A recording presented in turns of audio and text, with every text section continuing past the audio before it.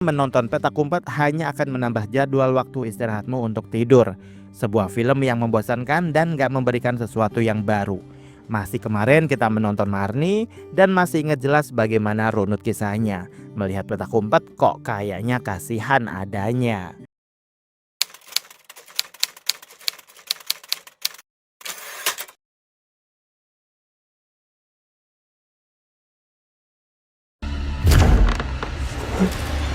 Salam sinema sahabat sinemalogi.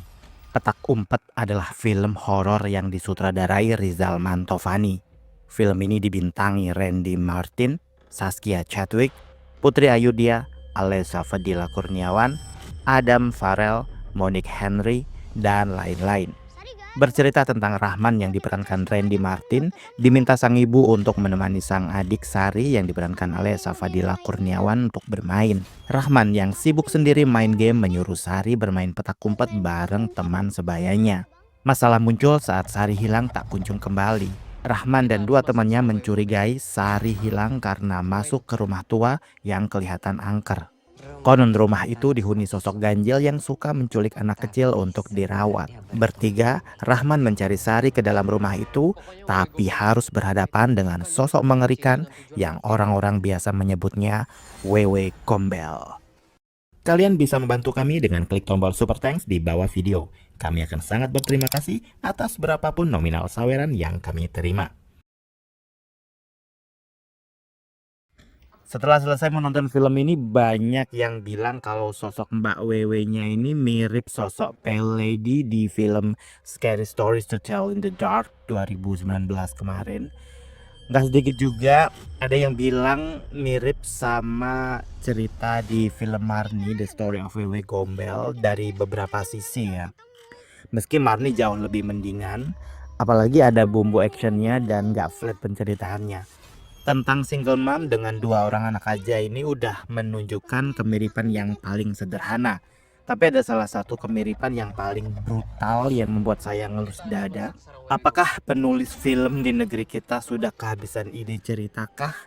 Sehingga proses copy cerita nampak jelas ditiru mentah-mentah yang jatuhnya menjadi aneh dan kehilangan value horor lokal. Petak Umpet hanyalah film horor tentang Wewe Gombel yang tidak menunjukkan sesuatu yang baru di genre ini. Hanya pengulangan cerita yang sudah-sudah dengan sedikit dimodifikasi dan gak berani membuat cerita yang lebih segar meski materinya materi legend. Yang lebih aneh lagi, Rizal Mantovani pernah menyutradarai film tentang Wewe Gombel juga yang judulnya Wewe tahun 2015. Tahun dimana Rizal Mantovani rajin memproduksi film horor dengan cerita yang ajaib dan asal-asalan. Entah karena kejar setoran atau apa, yang jelas di film WW-nya yang kedua ini seakan dia nggak belajar dari apa yang sudah dia bikin di film pertamanya dulu. Petak Umpet dengan terasa sebegitu jumawanya mengadopsi cerita horor Hollywood yaitu film It dengan tanpa polesan yang lebih niat. Hampir semua komponen ditiru dengan semalas itu. Mungkin sama-sama urban legend sehingga bisa dengan mudah untuk ditiru dan harusnya dimodifikasi ya. Sayangnya Petak Umpet hanya sanggup meniru tanpa mencoba untuk memodifikasi dengan lebih baik. Memang awal-awalnya kita nggak bakal ngeh nih kalau film ini meniru elemen-elemen yang ada di film It. Namun semuanya bakal terjawab di ending. Masih inget dong bagaimana badut Pennywise dikalahkan oleh anak-anak itu? Nah dari sinilah baru kita bisa bedah ke belakang apa-apa aja yang memiliki kemiripan. Pertama, Rahman gak menerima ajakan bermain adiknya untuk bermain bareng sama halnya dengan tokoh utama di film It. Kedua, Rahman memiliki geng pertemanan yang salah satunya memiliki literasi yang bagus akan banyak hal. Sama halnya dengan di film It.